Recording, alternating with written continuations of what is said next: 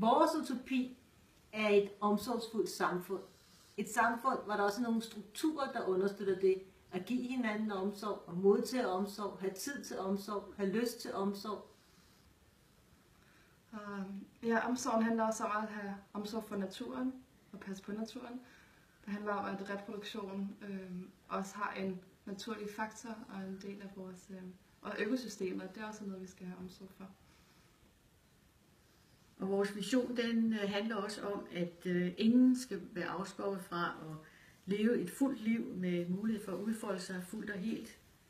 Og ingen skal blive skammet ud for at blive straffet for på baggrund af nogen, der tilfældigvis har inddelt os i nogle forskellige grupper.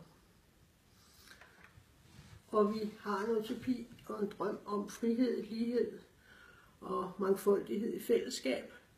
Både at handle lokalt og tænke globalt. Og så vil vi gerne have kærlige fællesskaber, som skaber individer, og kærlige individer, som styrker fællesskaber. Vi er Feministisk Forandring.